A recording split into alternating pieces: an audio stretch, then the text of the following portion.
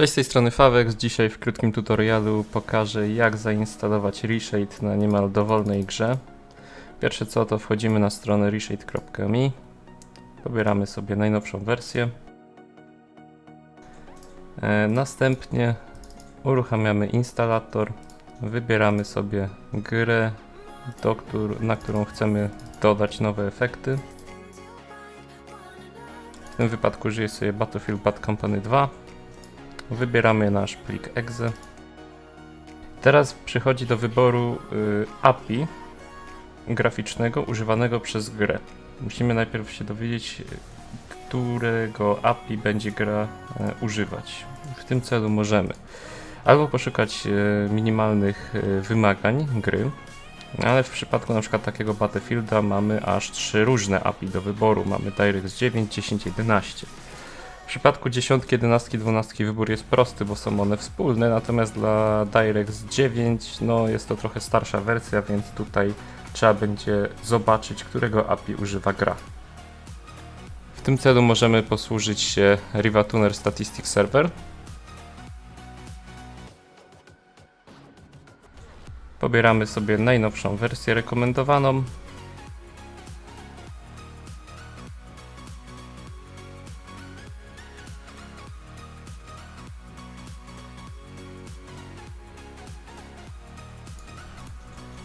Po wypakowaniu pliku możemy sobie przejść do jego instalacji. Po prostu odpalamy execa i zostanie nam zainstalowany. Ja już to tutaj pominę, dlatego że mam zainstalowany Riva Tuner. Po włączeniu będzie on domyślnie ukryty na pasku. Klikamy sobie Show, włączamy Show on Screen Display. Jeżeli chodzi o Application Detection Level, wystarczy nam Low tak naprawdę, bo chcemy tutaj wyświetlić sobie, jakiego API tylko używamy tak naprawdę. I teraz, kiedy uruchomię sobie grę z użyciem tutaj Steama, mam napisane, że jest to DirectX 11. W przypadku 9 będzie tutaj 9, 10 10, OpenGL będzie OpenGL i Vulkan.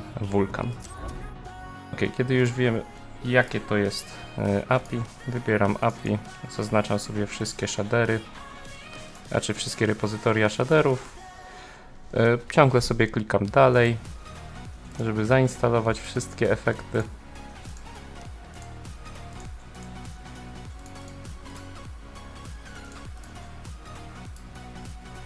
W przypadku Legacy Effects polecam sobie włączyć, bo większość presetów dostępnych w internecie jest o nie oparta, także możemy sobie wszystkie zainstalować bezproblemowo. Ok, Reshade jest już wgrany i w tym momencie, jeżeli odpalimy grę, widzimy już na górze pasek od Reshade, który nam tutaj pokazuje, że się włączyła gra z efektami. Domyślnie klawisz Home otwiera nam menu Reshade'a. Ja sobie skipnę tutorial. Jeżeli ktoś nie wie, jak to dokładnie obsłużyć, niech sobie tutaj przejdzie, ten tutorial przeklika. Ok, to by było na tyle, jeżeli chodzi o instalację Reshade takim normalnym, powiedzmy, sposobem. Teraz, jeżeli chcemy zainstalować w grze, która nie wspiera tych właśnie API, tak jak tutaj możemy zobaczyć, wybiorę sobie inną trochę grę. Będzie to Sacred Gold.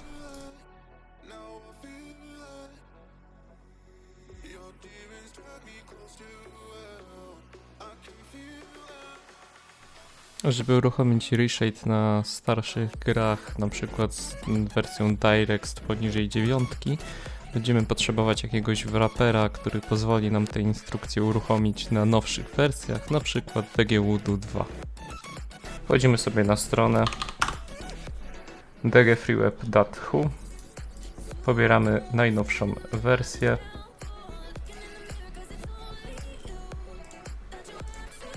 Wypakowujemy archiwum.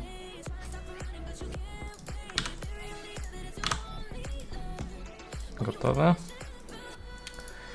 Teraz, kiedy mamy DGWoodu, wrzucamy je sobie do gry. I teraz przychodzi nam do wyboru wersji. Wiem, że to jest DirectX ta gra, więc wchodzę do MS, czyli Microsoft. Teraz trzeba wybrać, czy jest to aplikacja 64-bitowa czy 32-bitowa. Żeby to najłatwiej sprawdzić, uruchamiamy naszą grę.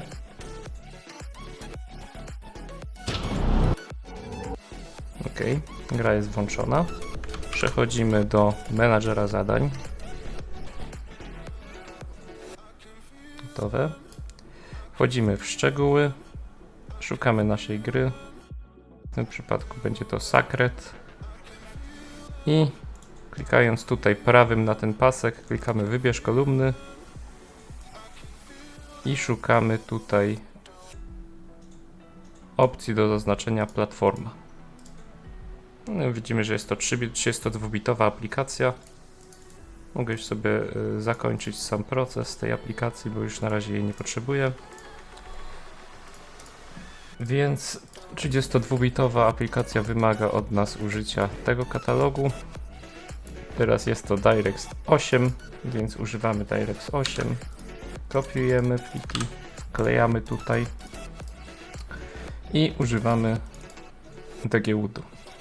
Teraz należy tutaj skonfigurować sam wrapper. Żeby to zrobić, wybieramy sobie zazwyczaj najnowszy po prostu output, czyli DirectX 11 tutaj dostępny. Wybieramy kartę graficzną, monitor. Tutaj sobie ustawimy, żeby rozciągnął nam na cały ekran sam obraz z gry i przechodzimy do DirectX. Tutaj wybieramy sobie kartę graficzną, którą będziemy tak naprawdę symulować, powiedzmy. Ustawiamy rozdzielczość. W przypadku Sacred będzie to 1080p, ponieważ gra w ogóle nie jest przystosowana do wyższych wartości i pojawią się nam takie przerwy w wyświetlanym obrazie. Mogę wyłączyć mapping. Wyłączymy sobie anty-aliasing, ponieważ będziemy mogli użyć sobie wbudowanego w Reshade. Ja defaultowo używam sobie jeszcze tutaj tych dwóch opcji oraz wyłączam watermark. OK. To by było na tyle. W tym momencie mogę już zainstalować Reshade dla DirectX 11, dla Sacred. Wszystkie efekty sobie zaznaczam ponownie.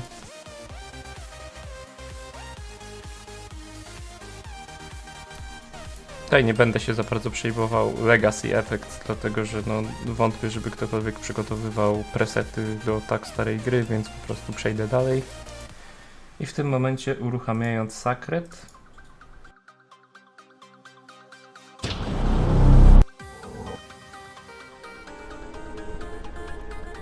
i mamy Reshade gotowy. No, spróbujmy sobie na przykład użyć Sharpening. Od razu widać tutaj, włączę sobie jeszcze na chwilkę Toggle Effect. I w miarę jak klikam, widać, że obraz zostaje wyostrzony. Tak więc wszystko działa.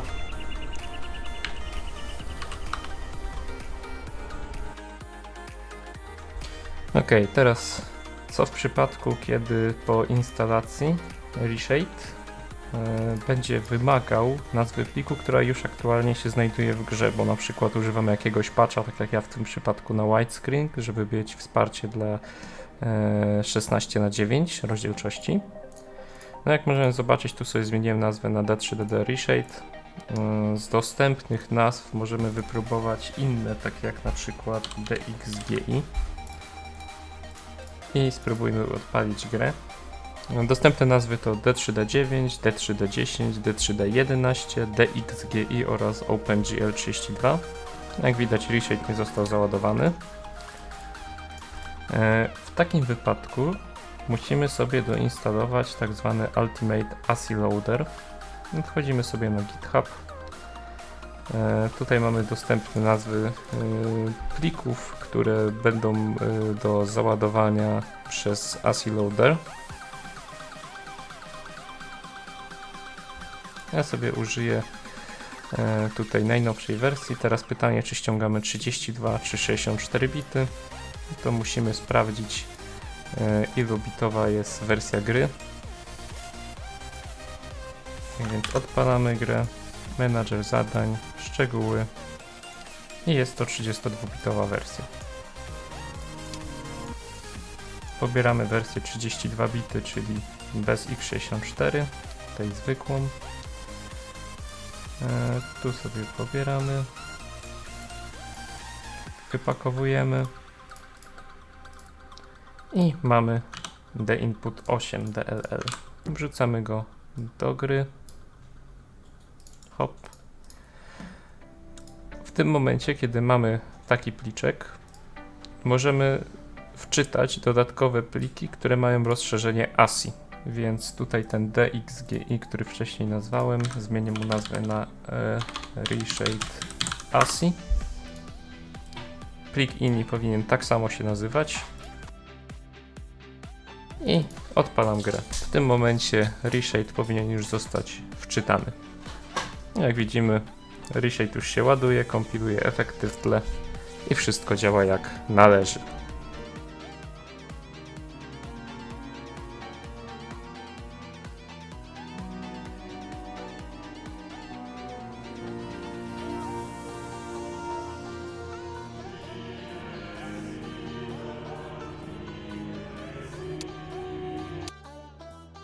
Jeszcze jedna ostatnia uwaga.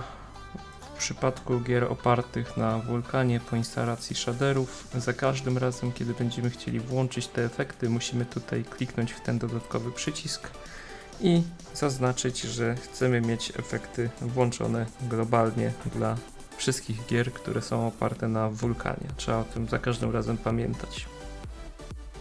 Jeżeli natomiast chodzi o konfigurację Ray Tracingu w Reshade, musimy udać się na stronę Patreona Marty'ego McFly'a i zostać przynajmniej tutaj patronem w wersji beta, żeby mieć dostęp do plików beta. Jak już zostaniemy patronem, dostaniemy dostęp do Discorda i z Discorda będziemy mogli pobrać Reshade GA beta w wersji 0.13, to jest najnowsza dostępna wersja aktualnie. Tą wersję będę tutaj wykorzystywał. Wypakowujemy tekstury i shadery do katalogu, w którym jest nasza gra i uruchamiamy grę.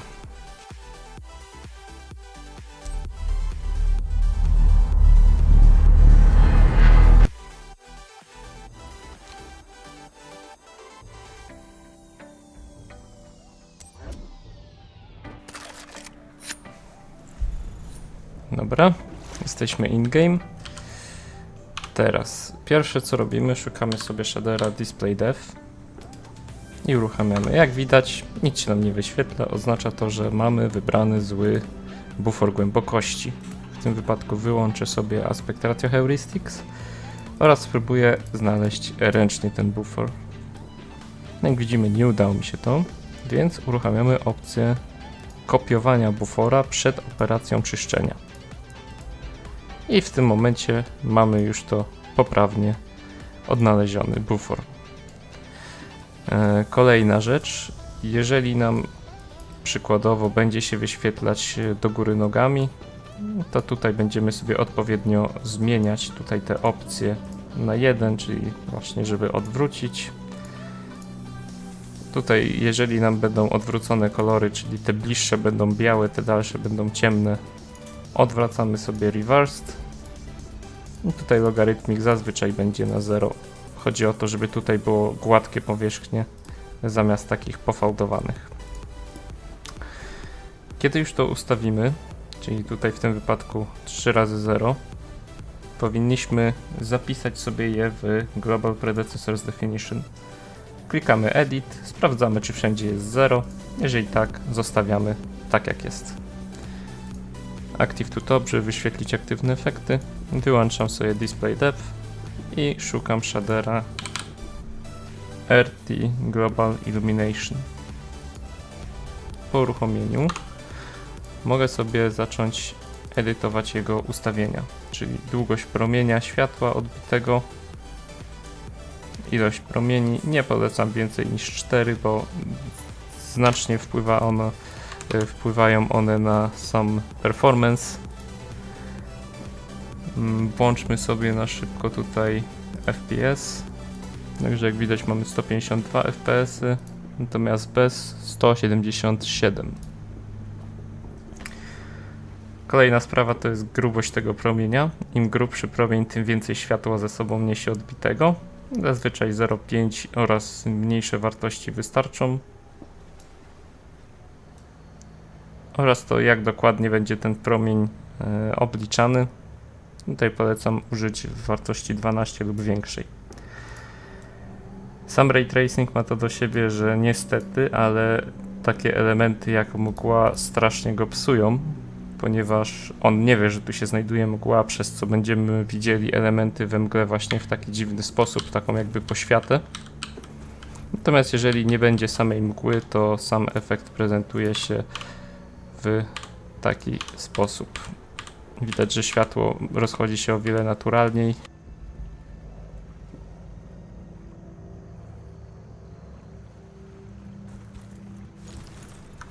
Ok, kolejna sprawa. Ten depth buffer pozwala nam na używanie MXAO oraz MXAO QINT. Powinny one się znaleźć przed RTGI. Użyjemy sobie anty-aliasingu. Używamy go zawsze przed, żeby nie zostały nam jakieś ostre krawędzie na dodanych cieniach. Oraz możemy sobie użyć depth of field. W tym przypadku ja sobie użyję ADOF, które możemy sobie skonfigurować w taki sposób, że mamy punkt autofokusa, zwykle jest to środek ekranu. I najważniejsze elementy, które nas interesują, to jest krzywa odległości oraz samo rozmycie. Więc w tym momencie mogę sobie bardzo zamglić tutaj tło oraz krzywą ustawiać, jak bardzo ma być ono rozmyte. To by już było na tyle w tym tutorialu. W razie ewentualnych pytań zostawcie pytania w komentarzu i widzimy się niedługo w kolejnych gameplayach. Trzymajcie się, do następnego, cześć!